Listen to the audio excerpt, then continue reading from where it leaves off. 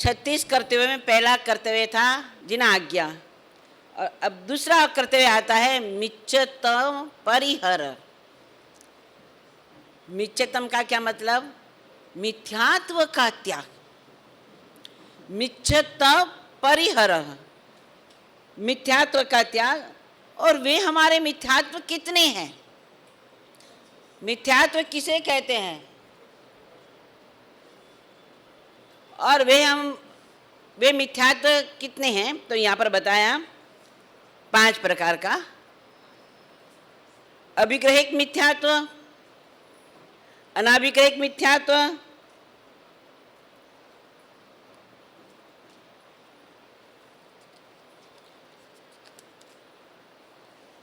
सांशयिक नहीं, अभिग्रहिक मिथ्यात्व, अनाभिग्रहिक मिथ्यात्व, अभिनिवेशिक मिथ्यात्व और सांशयिक मिथ्यात्व और अनाभौतिक मिथ्यात्व।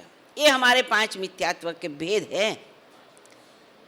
अब हमारी क्या स्थिति है? ये तो हमने सुन लिया है ना, ये तो हमने नाम सुने हैं, लेकिन हमारी क्या स्थिति है ये भी हम सुन लेते हैं। सबसे पहला मिथ्यात्व अभिग्रहिक। अभिग्रहिक मिथ्यात्व, पहले बात तो मिथ्यात्व को समझ लो। जीव को अजीव कहना, अजीव को जीव कहना, पुण्य को पाप कहना, पाप को पुण्य कहना, ये क्या है? ये मिथ्यात्व है, ये हमारा मिथ्यात्व है। जीव को हम जीव नहीं मानेंगे तो हमें मिथ्यात्व का दोष लगेगा। अगर अजीव तत्व है और उसको हम जीव मानेंगे तो हमें पाप का भय लगेगा नहीं। देखिए आज वर्तमान की स्थिति हमारी देखिए, हम गार्डन में घूमने जाते हैं, भाजी गार्डन में घूमने जाते हैं, हम ये अनुभव नहीं करते हैं कि वनस्पति काय में जीव होता है, चाहे वह छोटा सा भी पौधा क्यों ना हो, चाहे घास भी क्यों ना हो, उसमें क्या है? पर अपन मानते हैं? मानते हैं? अगर मानते हैं तो उस पर जाकर के बैठने की इच्छा होगी, बैठने की इच्छा होगी। हम क्या करते हैं? घास पर जाकर के बैठते हैं, घास पर जाकर के लेट जाते हैं, उस पर चलना पसंद करते हैं। जीव को जीव के स्वरूप में नहीं मानना, जीव को जीव के स्वरूप में माना, ये हमारा मिथ्यात्व है। यहां पर कहा है, पहला ही मिथ्यात्व बताया है अभिग्रहिक मिथ्यात्व। अभिग्रहिक मिथ्यात्व का मतलब होता है, मैं एक छोटे से दृष्टांत के द्वारा समझाती हूं। शिव राजर्षि, राजर्षि का मतलब होता है जो राजा बनकर के दीक्षा लेता है, ऋषि बन जाता है, उसको हम क्या कहते हैं? राजर्षि। जैसे प्रसन्नचंद्र राजर्षि, बहुत सारे उदयन राजर्षि, हम उसको क्या कहते हैं? जो राजा दीक्षा ले लेता है वो राजर्षि बन जाता है, हम उसको राजर्षि के नाम से पुकारते हैं। तो शिव राजर्षि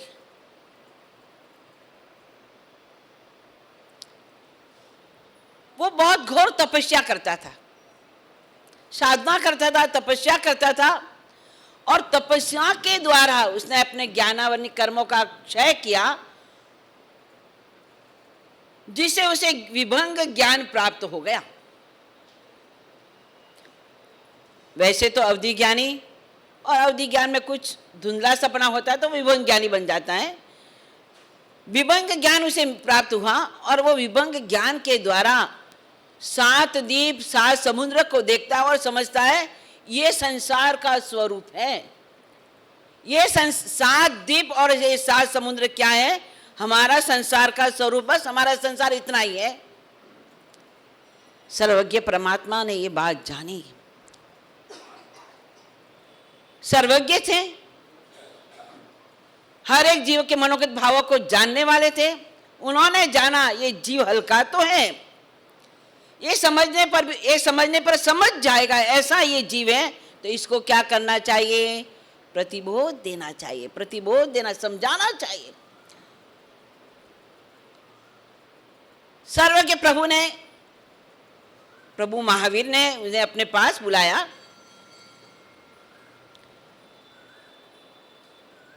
और बुला करके उसको कहा कि तूने 7 द्वीप 7 समुद्रों को देखा, ये तो ठीक है, लेकिन तू समझता है कि संसार इतना ही है, ये तेरा ज्ञान ठीक नहीं है। इस संसार में असंख्य द्वीप है, असंख्य समुद्र है।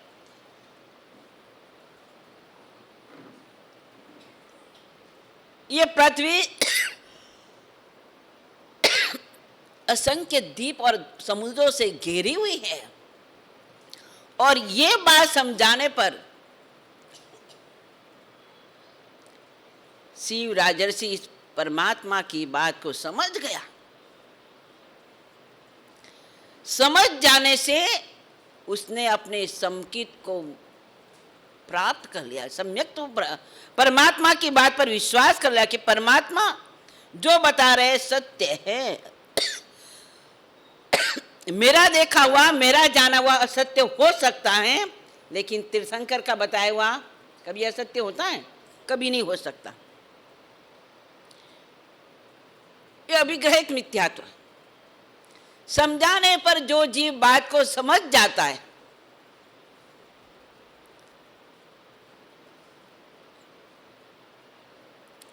लेकिन जो जीव समझाने पर जिस बात को समझता नहीं, हठाग्री बन के रहता है। घर में भी देखते हो ना आप, कई बार आप अपने बच्चे को बैठा करके समझाने की कोशिश करते हो, प्रयास करते हो कि भाई ये तेरे हित में है और ये तेरे हित में नहीं है, पर जो हठाग्री बच्चा होता है वो समझता है, बाप की बात को समझता है? नहीं, वो समझता नहीं है। चाहे भले ही उसका जीव नुकसान में हो, समझता नहीं, उस बात को समझता नहीं। आपने एक नाम सुना होगा, कालक सोरिया। कालक सोरिया यानी कि वो एक कसाई था। कसाई था। एक बार सम्राट सैनिक ने परमात्मा से पूछा कि प्रभु मेरा जीवन कैसा है। तो परमात्मा ने कहा भाई तू मर करके ऐसा ऐसा तेरा भविष्य है, परलोक तेरा इस तरह से अंधकार में है, तू मर करके पहले नरक में जाने वाला है। तो उसने कहा अरे प्रभु मैं आपका भगत, मर करके नरक में जाऊंगा तो आपका अच्छा नहीं लगेगा। तो परमात्मा ने कहा ये तू उपाय कर ले भाई। उन उपायों में से एक उपाय बताया कि तेरी नगरी में एक ऐसा कसाई रहता है, एक कसाई रहता है, अगर उस कसाई से तू एक दिन के लिए कसाई खाना बंद करवा दे तो तेरा नरक का आयुष्य टल जाएगा। तेरा नरक का आयुष्य क्योंकि वो कसाई एक दिन में 500 पाड़े की हत्या करता था। 500 पाड़ों को माना उसका नियम था, प्रतिज्ञा थी।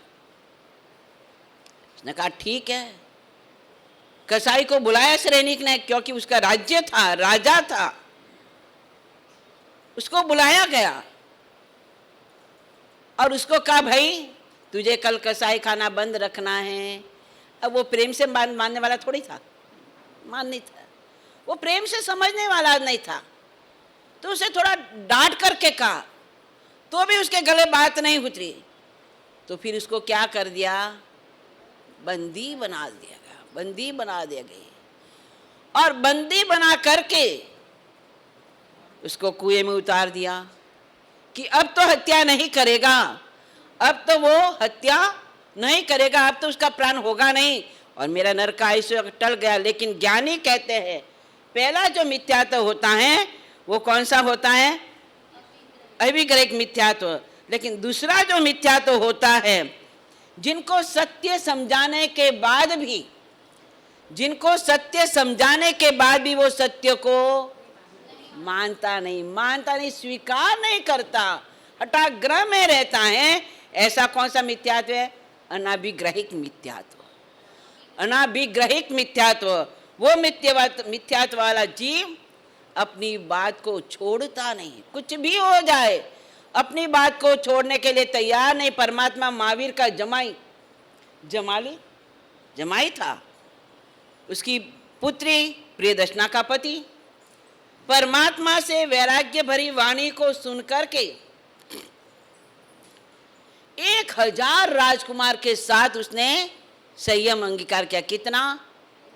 1000 राजकुमार के साथ दीक्षा ली। निरतिचार संयम की आराधना कर रहा है, शुद्ध संयम धर्म का पालन कर रहा है, और उसने पालन करते करते अंग आगमों का ज्ञान प्राप्त कर लिया। जीव का अड़ जाता है, जहां अड़ जाता है ज्ञान भी मिथ्यात्व बन जाता है। ज्ञान भी मिथ्यात्व बन, इसलिए तो हमारे यहाँ पर के ज्ञान वो नहीं होता सम्यक खाली रट रटा करके पढ़ लिया कर लिया, वो ज्ञानी है नहीं। ज्ञान हमारा सम्यक्त पूर्वक होना चाहिए। सत्य को सत्य माने, सत्य को हम सत्य के रूप में स्वीकार करें, वही हमारा सम्यक ज्ञान होता है। और जब तक आत्मा सम्यक्त्व का स्पर्श नहीं करती तब तक आत्मा अनंत संसार के भ्रमण को तोड़ती नहीं।